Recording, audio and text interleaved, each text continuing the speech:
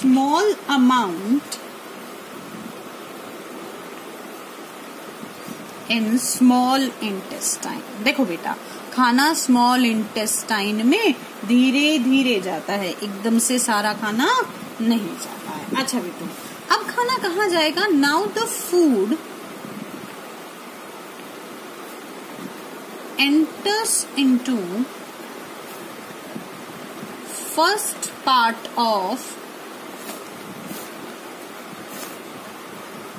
small intestine. Where? अब खाना कहाँ जाता है? इंटेस्टाइन के फर्स्ट पार्ट में जाता है. अच्छे से समझेंगे इसको. अच्छा बेटू, समझो कि आप सबसे पहले फर्स्ट पार्ट कौन सा है ये कैसे पता लगाएंगे. देखो, आप लोगों ने क्या करा था? आप लोगों ने डायग्राम बनाया था. दिस वॉज योर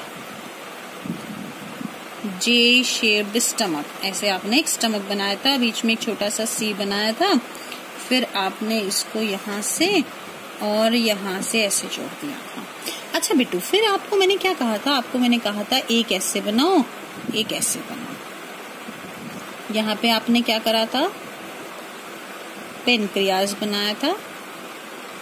यहाँ पे आपने गॉल ब्लैडर बनाया था. यहाँ पे आपने लिवर बनाया था. This was your diagram. अब देखो बेटू, मैं पार्ट को शेड करूंगी, आप समझना. This is the first part of small intestine. दिख रहा है? ये पहला पार्ट है स्मॉल इंटेस्टाइन का. Liver, pancreas. This was your pancreas. ये पेनक्रियाज अपना सिक्रीशन यहाँ से भेजेगा, और लिवर क्योंकि अपना सिक्रीशन गॉल ब्लैडर में स्टोर कर लेता है, तो ये गॉल ब्लैडर के थ्रू अपना सिक्रीशन यहाँ से भेजेगा मेरे ख्याल से. और now it is quite visible. यहाँ से सिक्रीशन यहाँ आया और यहाँ से सिक्रीशन यहाँ आया. तो first part of small intestine में देखो,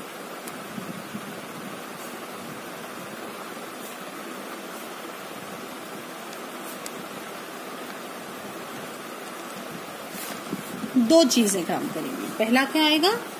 पहला आएगा पेनक्रियाज. अच्छा, पेनक्रियाज क्या रिलीज करेगा बेटा? Pancreatic juice.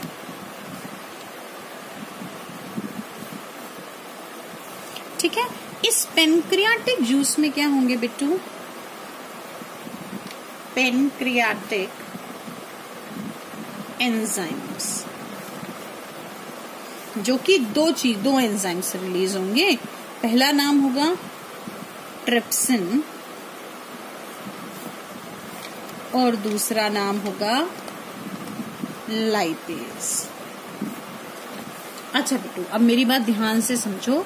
एक नाम ट्रिप्सिन, एक नाम लाइपेज. देखो भाई भाई नहीं लगते, पेप्सिन का भाई ट्रिप्सिन, ठीक है ना? तो ऐसे याद रखेंगे. पेप्सिन, पी से पेप्सिन, पी से प्रोटीन्स. अभी एक बड़ा सा पी बनाया था मैंने.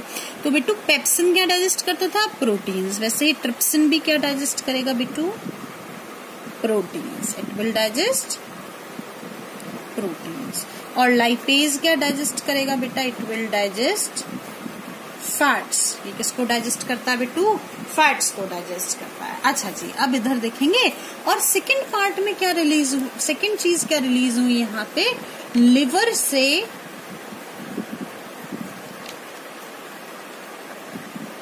बाइल जूस रिलीज हुआ. इस बाइल जूस के, देखो बेटू, बाइल जूस के अंदर कोई भी एंजाइम्स नहीं होते हैं. देखो बेटू, वापस से कह रही हूँ, bile juice contains no enzymes at all. Still it is very important for the digestion of food inside our body.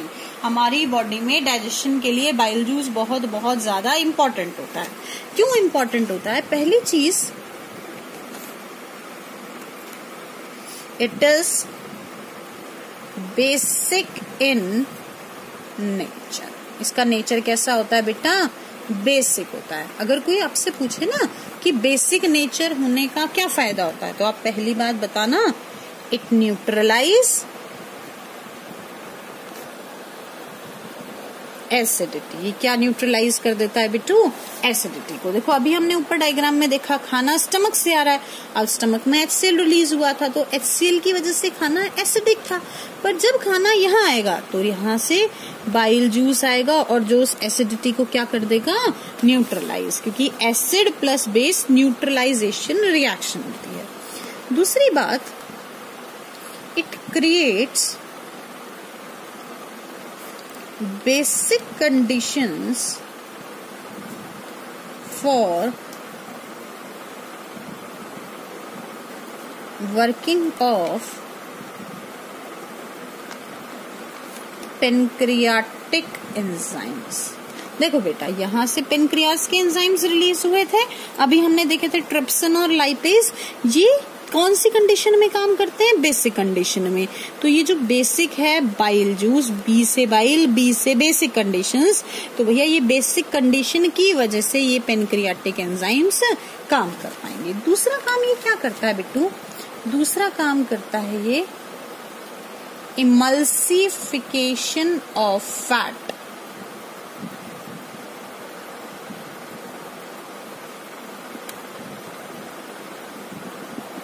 Fat को इमल्सिफाई करता है, इसका मतलब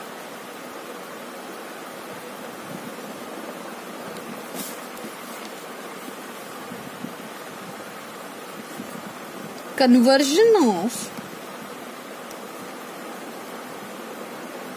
लार्जर फैट ग्लोब्यूल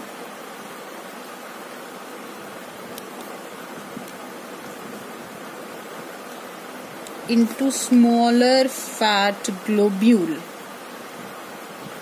देखो बेटा ये क्या करता है? ये बड़े बड़े फैट के ग्लोब्यूल्स को, ग्लोब्यूल्स का मतलब ऐसे गोल गोल दाने बन जाते हैं, ठीक है, उनको छोटे छोटे दानों में तोड़ देता है। Conversion of larger fat globule into smaller fat globule, it is known as emulsification of fat done by bile juice. देखो कैसे याद रहेगा, अभी मैंने थोड़ी देर पहले बताया था बाइल जूस कौन स्टोर करता था बिट्टू?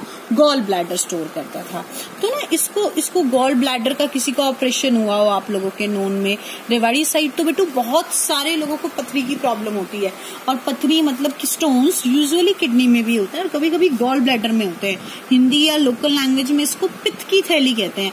तो गॉल ब्लैडर रिमूव कर देते हैं। तो अगर किसी के घर में गॉल ब्लैडर रिमूव हुआ हो, पित्त की थैली रिमूव हुई हो, तो आस्क देम कि डॉक्टर ने उनको क्या डाइट की इंस्ट्रक्शंस दी हैं।